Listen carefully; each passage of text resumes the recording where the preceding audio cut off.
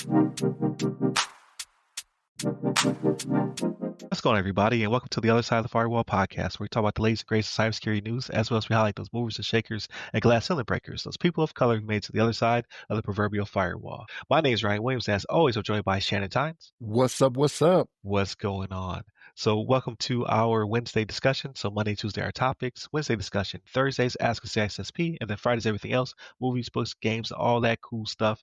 But without further ado, I give you Shannon. All right, everybody. So this article comes from apnews.com, written by Wyatt Grantham Phillips, right? And the title of this one is "With Retail Cyber Attacks on the Rise, Customers Find Orders Blocked and Shelves Empty," right? So I know we experienced this with COVID, right? Where it was supply chain shortage, right? Was kind of what we kind of attributed to. But when it comes to cybersecurity and the damage it can do, it mimics the same type of thing, right? And what they talk about is, this is really in the UK, what they're talking about here is that there's been recent cyber attacks and data breaches, right?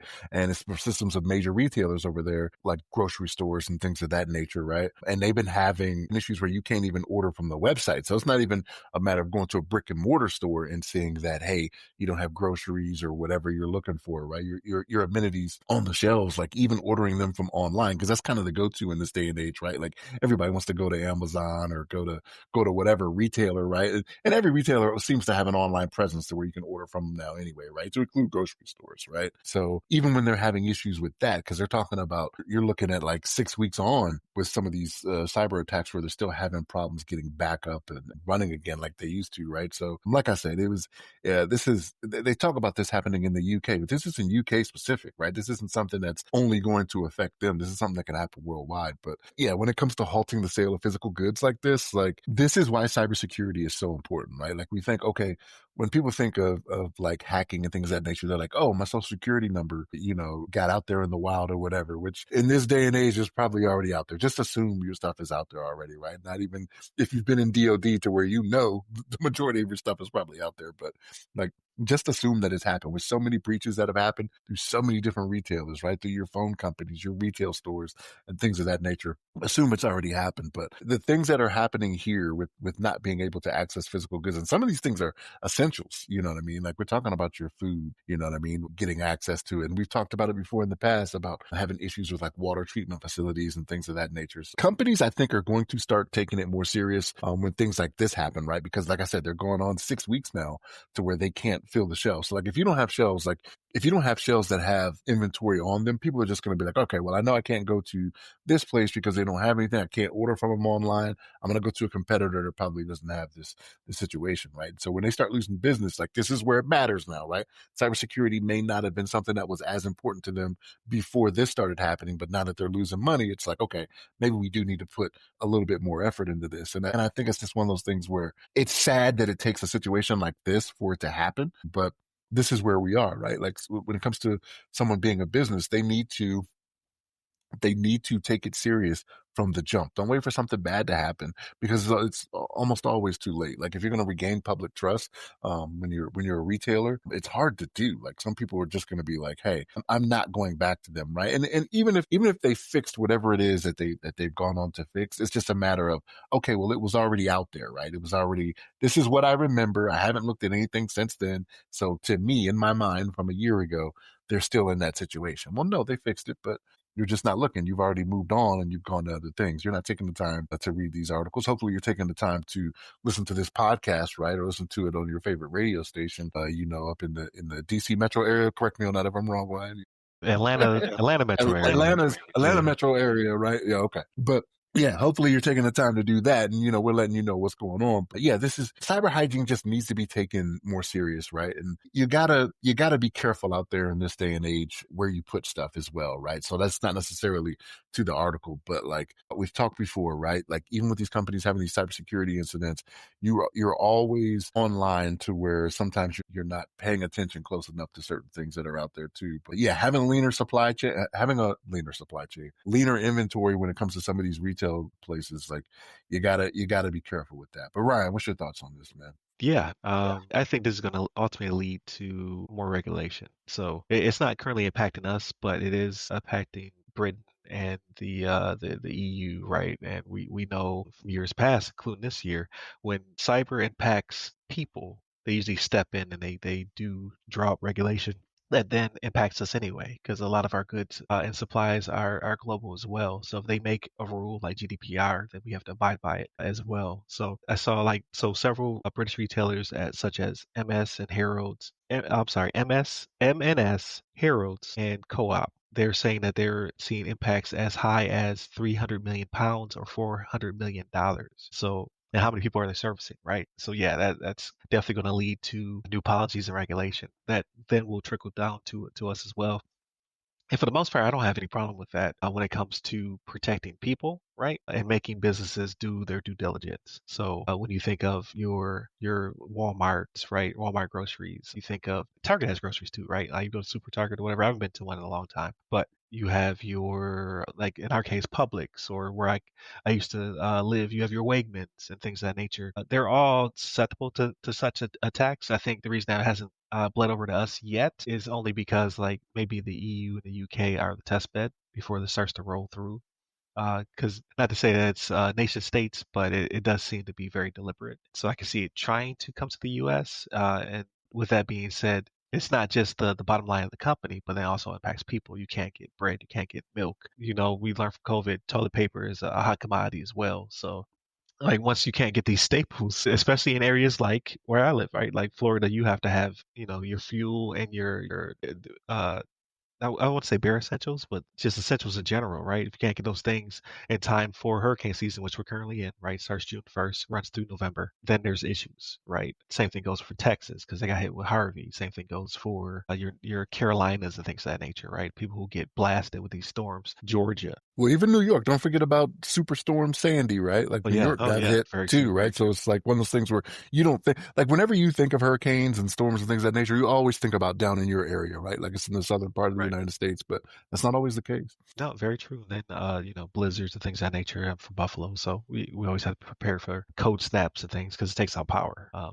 things of that nature. And you can't get to stores because there's 7 feet of snow outside. So just to say, like, there has to be some protection of our downstream supplies. So just like you think about supply chain risk management, you think about sunbursts that caused huge disruption when it came to the DoD and its ability to monitor its equipment. Same thing goes for food and livestock and things of that nature as well. All these things need to be protected because it impacts people ultimately. So I can see some legislation coming down for the better, right? But it also is very costly. So companies will have to upgrade. The thing is, like with these companies, it's not necessarily that people are going after the company. And they mentioned other companies in the article other than the ones you mentioned as well, right? So they mentioned Adidas, Cartier, right, which is the jeweler, right? But a lot of the time, let me not say a lot of the time, I'd say probably half the time, they'll target a software that's just widely used, right? Like we've seen this before as well, right? Where they'll go after certain software. And we had it, like I experienced it when my car was in the shop getting some work done on it. It was it KGS or KBS, whatever it was.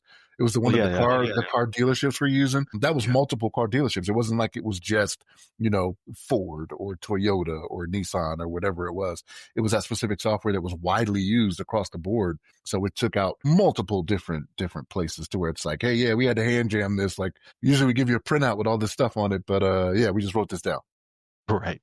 But no, it's not necessarily again them going after a specific company, but it could be a specific software that's widespread. You get more bang for your buck that way, right? Like if you're going after a piece of software you know is widely used. So that's also what can happen. Yeah, definitely. I was trying to look up the name because we did report about it. CDK Global. That's the one I CDK, got. I said K. Well, I put the K in the front. The CDK. Okay. Right, yeah. CDK got hit and people couldn't buy cars, right? That's a major disruption because like people know I don't like to haggle. So I don't go to car dealerships unless I absolutely have to. Like, oh well, it's time to get a new car. If I can get it online, I will. I'll haggle through text versus showing up. But if I show up and I can't get a car because the dealership software is jacked up, oh man, I'd be so upset. So I can only imagine people's pain when that happened, and it caused millions of dollars of disruption, right? Because it happened at the worst time, and as well as it didn't allow dealers to get cars off lots. That's what they really care about. It's an old antiquated system. I wish they get away from it. I like to buy my car like I buy stuff off of Amazon if possible, but that's just not going to be the case. Can't buy furniture, you can't buy cars, and you can't buy houses. Like you can buy brand new homes, like new construction. They'll give you a fixed rate. But if you try to buy someone else's home, then it's haggling again. Like I don't know why we can't get away from this. Put your house on Amazon, but sell like a mature adult. It's crazy you say that. I want to say Zillow did this thing where they were buying up houses and then selling them though. Like Really?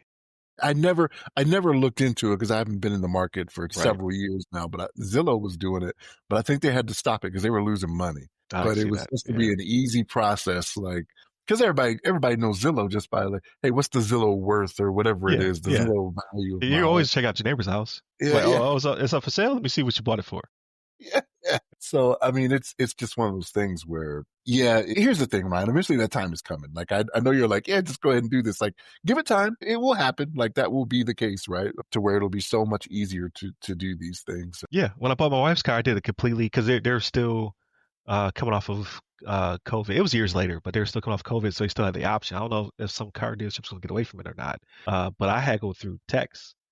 Like that was great. I don't have to be there under the pressure, sitting there at the table, and they keep going back to the desk, and they probably just going there just to cause more pressure.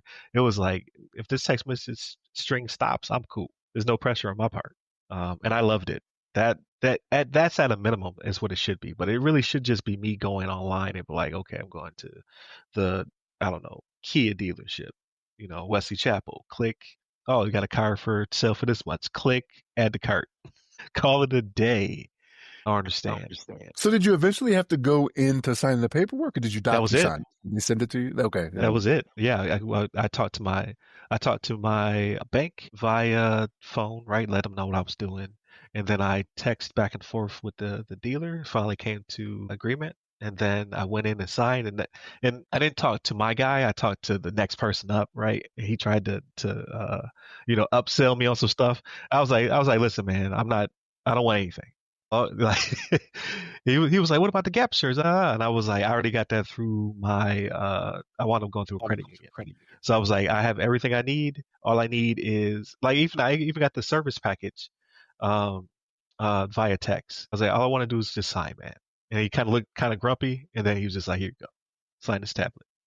Like, nah, man, I don't want to do none of that. And I know it's where they make their money and what have you, but you probably already made your money off the car. Like I know how much. Well, I don't exactly know how much you paid for the vehicle, but I got a general estimate of what you paid, right? So I just wish they like I get it's lucrative. I'm sure there's somebody right now listening who is very upset at me saying this, but I don't care. Like I just want to go to Amazon and buy a car. That's it. So maybe one day. You know what's crazy is I see the Carvana commercials. I wonder how easy that is, right? Like it's like the vending machine cars. Have you Right. seen these Yeah. commercials? I'm like, We how have one not true is that? we have one not too far away, but I I'm kind of iffy. Like Carvana, if you want to sponsor us, go ahead. Send me the check. But I've seen those horror stories where people bought cars off Carvana to find out that they were stolen. So like somebody Real. sold it to Carvana, or like CarMax and Carvana, and then they sell it to a person, and then the car gets repossessed because the police show up and are like, this car it should not be in your possession. And the So dealerships are supposed to be verifying that. That's the thing is the dealerships are supposed to be verifying that, they but just moving so Carvana's fast. not necessarily a dealership though. You know what I mean? So yeah, it's weird. Because like in the commercials, they just make it seem like, hey, you show up to the car vending machine, it comes out of the tower and it's yours. You've already done all the legwork Yeah, in the before you background. got there. Yeah. Yeah, and I'm sure it probably is that easy. You got to gamble. Is this car somebody else's car? I'm But curious. I'm I'm sure they curious. Like, fixed that by now. but I'm curious if you can look up the VIN to be like, yeah, like, is there a database where it could be like, hey, this car is stolen or something like that? Because like you could do it through your insurance company. Like if you enter a VIN through like your insurance company, at least through mine, right? It'll tell me features on the car, right? So if you can tell me features on the car, I imagine there's something out there that shows you whether or not it's stolen, right? Or maybe I could go to like a local law enforcement place and say, hey, I'm thinking about buying this vehicle in this VIN. Can you look this up? Maybe. Maybe, or maybe you have $1 million idea. Shannon's VIN checks. Hey man, this is the Wednesday episode. So Monday and Tuesday, I'm gonna put time into this. I'm gonna make sure Right, I you got have to this register down. it. That is funny. But yeah, we'll see what happens with this particular situation when it comes to grocery stores and retail and things of that nature. I saw Deez was on there. We're already again having issues with bots and things of that nature, but it seems as though it's getting worse. Right? People can't get a gallon of milk because of this situation. So we'll see if any legislation or regulation pops up because of it. But definitely continue to tune in. So again, Monday and Tuesday are our topics. Wednesday discussion. Thursdays Ask a CISSP. Just uh, where I sit down, I interview people. I'm trying to plug the book. I'm trying to figure out a segue. I ain't got it, but here's the book. In this case, on Ask a CISSP episode, sat down with 27 different individuals over the period of 4.5 years. And I took about a year to write this book. You can hear it. You hear that quality? Here on them pages, 177 pages, ladies and gentlemen, of just the real of how to break into cybersecurity, right? These people and their actual lived experiences, their backgrounds, and the research they used to become the pioneers they are in cybersecurity. So definitely check that out. It's called The Other Side of the Firewall, just like the podcast. Uh, Go to the website called theothersidefirewall.com where you can pre-order the book. It comes out July 8th and it'll be available everywhere books are sold. So definitely do that and share with your friends. Hit me up personally. I'm at RyRy Security Guy. That's RYRY Security Guy. You can pretty much find me everywhere, but LinkedIn is where I'm most active. Stay safe. Stay secure.